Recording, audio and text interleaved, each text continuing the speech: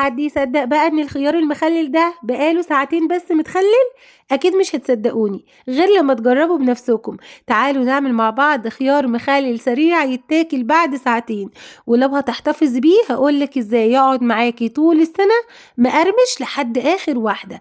الخيار المخلل السوري باسهل وابسط طريقة من غير افتكاسات ولا اشتغالات. طول ما انتي متابعاني كل الجديد والحصري هتلاقيه عندي ان شاء الله.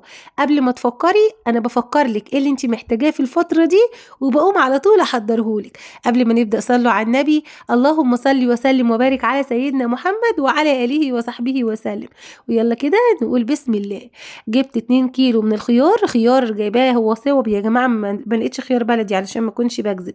فالخيار ده صوب موجود في كل الاسواق ب15 جنيه انا جايباه. وحتى في متابعة حبيبة قلبي زي القمر كانت بتنقي معايا في الخيار. هي اكيد هتفتكرني دلوقتي، قلت لها بجيب لكم الخيار عشان اعمل لكم المخلل. تمام. فجبت الخيار ده ب15 جنيه. حاولت ان انا انقي الصغير على قد ما قدرت. هقطع كل الاطراف بتاعته بالشكل ده، وبعدين اغسله غسله محترمه تحت الحنفيه مره واتنين وتلاته. بعد كده هنجيب الحله بتاعتنا وهبدا احط فيها ميه بتغلي. هستخدم هنا لكل كيلو 5 كوبايات من الميه.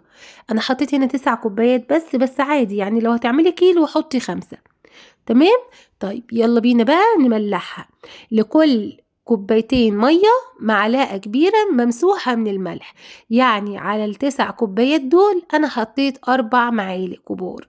هحط عليهم كمان معلقتين كده كبار من السكر و4 معالق كبار من الخل. هكتب لكم بالظبط مقدار الكيلو علشان لو حابين تجربوا في كيلو.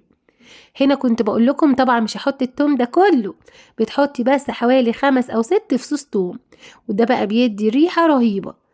لحد كده ده الأساس. طب عاوزين بقى نديله النكهة أو الطعم السوري، يلا بينا نحط رشة بسيطة قوي من الكركم.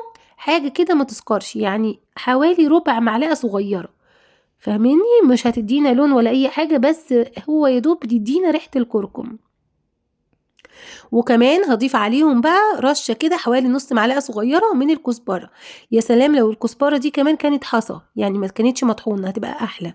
دوبي بقى الكلام ده كله مع بعضه وانزلي بقى بالخيار بتاعك وهو كده مغسول وزي الفل، واكمريه على طول بغطا الحلة، وما تقلبهوش ولا تفتحي عليه ولا تيجي جنبه غير بعد ساعتين على الأقل. يعني لو أزيد مفيش مشكلة. وها هنا النتيجة. بصوا بعد ساعتين يا جماعة يجنن، والله يا جماعة يجنن ما شاء الله، يستاهل بقكم. طيب علشان بقى نحتفظ بيه ويكون مقرمش هنحطه كده في البرطمانات بتاعتنا، وهنحط عليه المية بتاعته، والمية طبعا بتكون بردت، ما ينفعش ابدا تكون سخنة. وبعدين هحتفظ بيه في التلاجة من اول يوم. لو عاوزاه يفضل مقرمش لاخر يوم ما تطلعهوش من التلاجة، تاخدي اللي انت عاوزاه وتسيبي الباقي في التلاجة. طيب الخطوات دي تنفع يا حورية لو انا هعمل مخلل خيار كبير؟ يعني انت جايبة مخلل صغنن وحلو. طب انا لقيت شوية خيار كده مثلا شروة عند الراجل ب5 جنيه ولا حاجة، ب10 جنيه، بس خيار كبير شويتين. هجيبهم انضفهم واقطعهم واعمله بنفس الطريقة، مفيش مشكلة.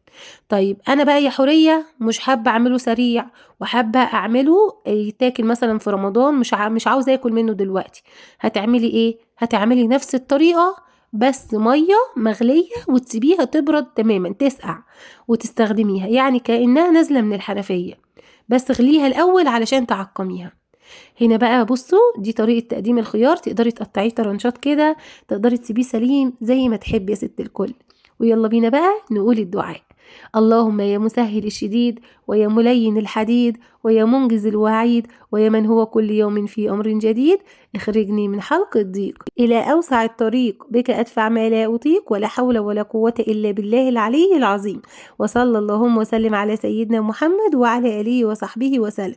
لو لسه ما تابعتنيش اعملي متابعة للصفحة ولايك للفيديو علشان يوصلك كل جديد.